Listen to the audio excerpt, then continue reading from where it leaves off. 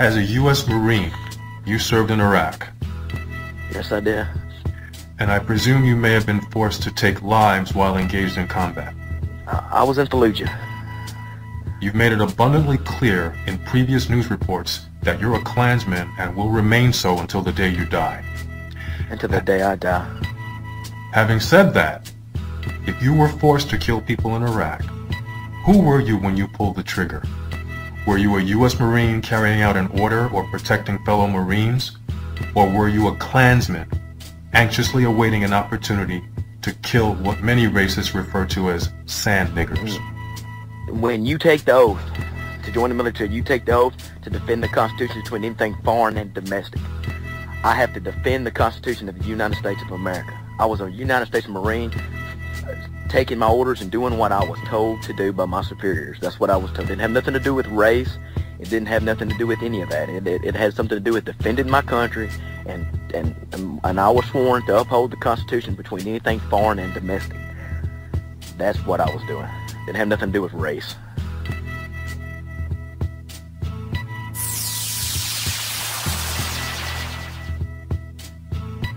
Broadcasting from New York City to the world, it's the G-Man Interviews.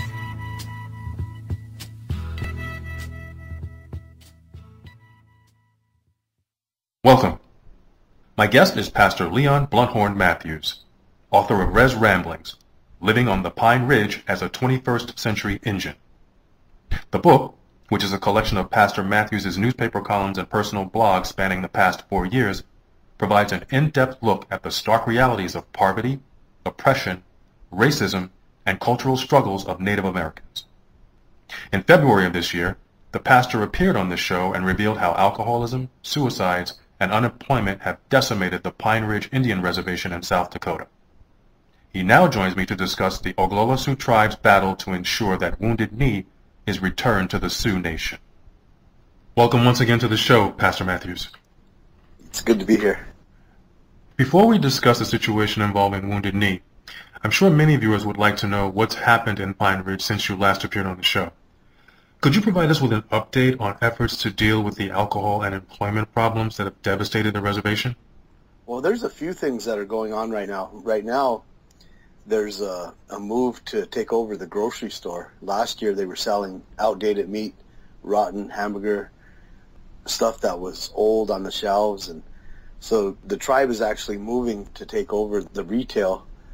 So they've been working on that, and they hope to make people full-time, Native people on the reservation.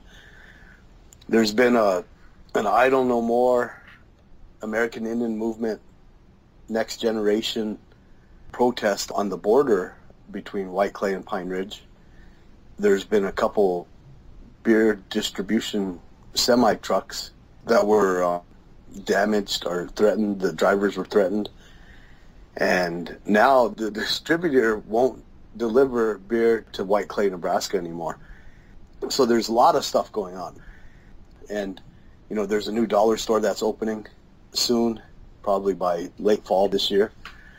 And people are, you know, trying to make a difference. As noted at the beginning of the show, you and other members of your tribe are fighting to make sure Wounded Knee remains a sacred site and under the ownership of the Lakota people. The current owner of the property is James Sizwaniski. What can you tell us about him and his relationship with the Lakota community? Well, since 1973, when the trading post was destroyed, I mean, nothing has been done with the land. And he actually owns 80 acres, 40 acres in Wounded Knee, and then 40 acres just north of Wounded Knee. And, you know, he really hasn't done much. You know, he's done nothing there. And they took it out of trust, Indian trust land, and it had a couple houses on it and a trading post as well as a United States post office. And it was all destroyed in 1973 when the American Indian Movement went there to protest the civil rights, the non-civil rights for the Native American people. And he basically hasn't done anything. I mean, the land just sits there and it's rotting, and he's done nothing for the tribal people since then. Have you met with him to discuss this issue? No, I haven't met with him. You know, I really don't have I mean, I wouldn't want to meet with him. You know, I mean, I think Lakota land should be Lakota land. And the way that it was taken, whether it was a, fair market value. I mean, the Native American people are generous people to a fault. And we could see that through history. And, the first people that bought it, the Gildersleeves back in the 30s, and then they sold it to the new guy. And, they were just making money off the Indian people. And, there were bus tours, and I mean, there's a little gift shop there, and it's kind of like, I think that if it would have continued today, it would have been a circus. And to make money, making money is not a bad thing, but to be greedy is another thing. And I just don't feel like I need to meet the man, because I know the type of man. According to published news reports, Seswaninsky said it was his goal to give the land back to the tribe. Do you believe him? He would like to, see the land go back, I'm sure, but he still wants the $3.9 million, and there's talk of setting up a little a museum there, with half the profits. But, if he was truly, a good person that he wants people to believe he is, he would just give the land back. It should be noted that attempts were made to locate Mr. Seswaninsky and have him take part in this discussion. The attempts were unsuccessful. Reports have also indicated that a number of developers are interested in obtaining Wounded Knee. Have you spoken to any of them to find out how they would use the land? My side is that I've spoken to the officials of the tribe and to the council, Garfield Still, Yellowbird Still. I talked to him, and I'm more on the native side than I am with the developers. I mean, there's other in-depth reporters that are out there trying to get the scoop, trying to get the story. But what I know is that nothing will ever be developed there, because people will lay down their lives before they let a hotel or motel to move in there. What would you say to those who support the following viewpoint? Given the dire economic and social problems on the reservation, if developers purchase the land and create economic opportunities for residents of Pine Ridge, that can be viewed as a positive. It would be viewed as a positive if it wasn't taking advantage of a sacred site. If those developers were just going to go and put something somewhere on another part of the reservation, it's a very large reservation, then the development would be, that would be looked at as a very good thing. But when you're taking the death and destruction of over 300 plus people and trying to make some money, because developers don't go in and they're not using philanthropy, they're just out there trying to make a dollar. And I think that is viewed as a very negative thing. On August 12th of this year, Yahoo News and other outlets reported that film star Johnny Depp may be joining the list of those interested in purchasing the historical site. The article states, Depp touched off the story when he told London's Daily Mail newspaper that he's working to buy a piece of the landmark on the Pine Ridge Indian Reservation to give back to the tribe because it's important to their culture. I'm doing my best to make that happen, he told the newspaper of a possible purchase. It's land they were pushed onto and then they were massacred there. It really saddens me. Attempts were also made to reach Mr. Depp and his publicist for comment and confirmation of his involvement, but they did not respond. Have leaders of the Oglala Sioux community spoken with Mr. Depp or his management about his alleged interest? Apparently, the tribal president, Brian Brewer Sr., has spoken to someone that works for the Depp camp. But there hasn't been any real, there's not been a real dialogue. But you have to understand, Johnny Depp, is one of the best actors out there right now. I mean, he's making movies and, he's garnishing $20 million a movie, and, he's making a lot of money. And the one thing that, about a year or two ago, I'd heard that Johnny Depp said that he had Indian ancestry. And, it really shows in the new movie, The Lone Ranger, because what he does is he tells the truth. And the truth is hard to hear. The truth is that the railroad, the government, the army, white people, sought to destroy Native American lifestyles. And they did it by bamboozling the Native people with bad trades. I mean, the movie starts off with Depp trading some peanuts back from the Pirates of the Caribbean, because he loves peanuts, with a dead mouse. And you would look at that and says, well, that's not a fair trade. And he highlights it because, you know what, the watch wasn't a fair trade for the silver, for the beginning where the river started. And so what Depp does, he's actually being Indian, but culturally he is not a native. He's not an American Indian because he grew up, you know, probably as a white child, and then went into the movies, and then just now realizing that he's part Indian, you know, it speaks to him, and he realizes that what was done to the American Indians was a very dishonorable and unfair trade, the land, the resources. And what he does in the movie is perfect because he depicts what really happened in America. And a lot of people don't want to hear that that's what actually took place. And so Johnny Depp, and the way he would like to pay for the land and then give it back to the tribe is very honorable.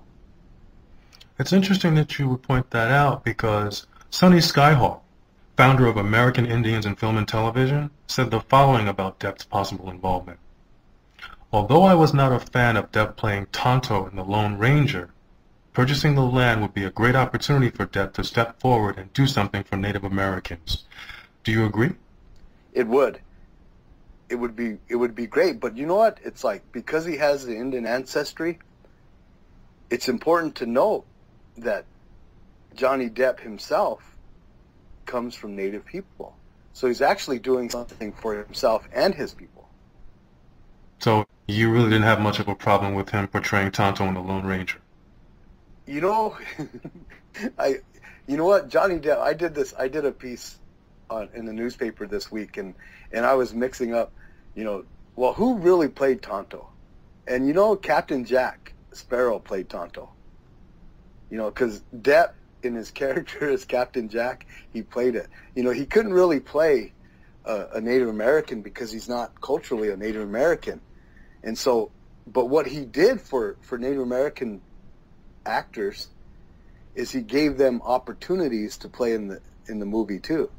So he actually had real Indians around him that actually played the parts for the American Indians, the Comanche. So it was a very good thing. I mean, it was going to be very difficult for him. Maybe he's a little bit typecast as Captain Jack Sparrow, you know, but it's like he couldn't really nail, you know, Tonto without making a lot of Native people upset. So he was just himself as Captain Jack. In our previous interview, you indicated that the majority of the land possessed by American Indians was stolen by the U.S. government and settlers. That being the case, do you believe the United States government should intervene and declare the Lakota people as the rightful owners of Wounded Knee? Absolutely. I truly believe that. You know, the man should get the $14,000 that it's actually worth, and maybe a little bit more, but he shouldn't be seeking to get millions of dollars.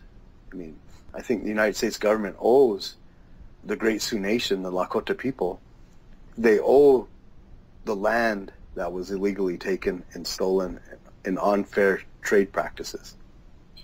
Has this issue been raised with local elected officials or the governor?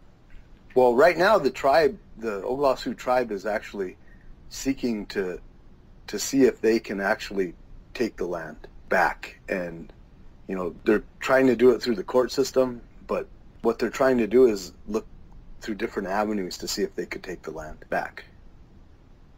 As a pastor and community activist, what measures have you taken or do you plan to take in order to spread awareness on this issue? Well, what I've done, you know, is I've tried to communicate through the media, through my articles and through my blog, you know, trying to help people to understand the history of what took place at Wounded Knee. I mean, Wounded Knee is a very important place because it was the last time they had a mass grave where they buried Indians. You know, I talk to the elected officials, you know, I call them when I have an idea, and, you know, I try to empower them to make the right decisions. And so, you know, what I do as a community activist and a person that's interested in Native America and being Native American myself, is I want people to know the truth. And, you know, there's that saying, the truth will set you free, but also the truth will make a lot of people upset. And for those who may not be familiar with the historical significance of Wounded Knee, could you explain exactly what happened? Yes, there was Chief Bigfoot is his most common name, the chief, the leader of the people that were coming down. They were seeking to have a meeting with Red Cloud, you know, and Red Cloud was the main chief of the Oglala Sioux tribe. And Bigfoot had a band of Minikuju and some Hunkpapa, which were two separate bands of the Great Sioux Nation, or the Lakota people, and they were coming down to seek refuge with Red Cloud. They stopped them about 5 miles from Wounded Knee Creek, maybe 4 or 5 miles, and they took away most of the weapons, and then from that point on, they were under a flag of surrender, a flag of truce. So they were force marched down into the Wounded Knee Valley, and they made their encampment there. And there was a struggle with one of the men who was deaf, and he wouldn't give up his gun, because a gun meant everything, survival, you know, hunting, protecting. And he didn't want to give up his gun. And eventually, you know, there was a big struggle, the gun went off, and that started a killing frenzy. And what they did was they started killing, you know, women and children and men, and, you know, they didn't have weapons, and they just slaughtered them. You know, over 300 people lost their lives. And a blizzard came in, and about 2 or 3 days later, they contracted a local person to pick up all the bodies and dig the grave, and they dumped them in there like pieces of wood, pieces of garbage, and they buried them. There was no songs, there were no prayers, nothing was done. And my great-great-grandfather, John Blunthorn, he rang the bell, and this is what he said. They asked him, they said, why are you ringing the bell? And he said, because some of those people were Christian. And it was a very sad, sad day in American history, you know, because there are many massacre sites, there are many mass graves, but the last one was done December 29th, 1890, and they killed Indians. They killed Christian Indians, and they did it, you know, it was just a killing frenzy, you know, killing little boys, killing babies, you know, cutting private parts off, taking them as trophies. I mean, there were 19 or 20 medals of honor awarded that day, the most medals of honor awarded on any single one day in American history. And what I tell people is there was nothing honorable that was done that day. It was sickening. As far as paying tribute to those that were massacred, is there like an annual ceremony that takes place? Yeah, they have a Bigfoot ride. It's been going for like almost 20 years. And every year, I mean, they started, I mean, on the 100th anniversary, you know, it was really big. I mean, a couple hundred, 200-300 riders.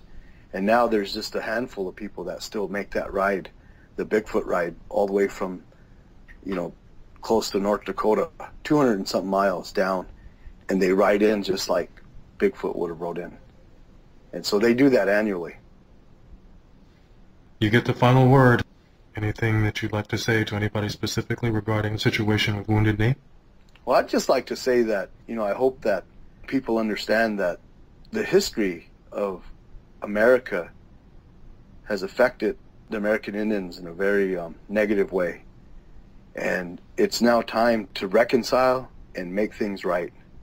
And one of the ways that you can make things right is to pray for people and encourage people to support the American Indian rights. You know, right now we're fighting for, you know, the Indian Child Welfare Act. I mean, there was a big case, the Cherokee. You know, a young Cherokee girl was taken away from her dad. And that's really there's a lot of fear that they're going to start taking children again and trying to assimilate our children into American society. And you know, that really damages them because they really want to know who they are. And so I believe that Johnny Depp, Mr. Depp, if his words are true and he's not breaking any promises and he really wants to do the right thing, I think that it's a good step forward. Thank you very much for being on the show, Pastor. All right. Thank you.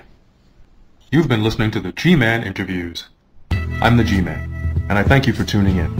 Until next time, stay cool, stay safe, and stay informed.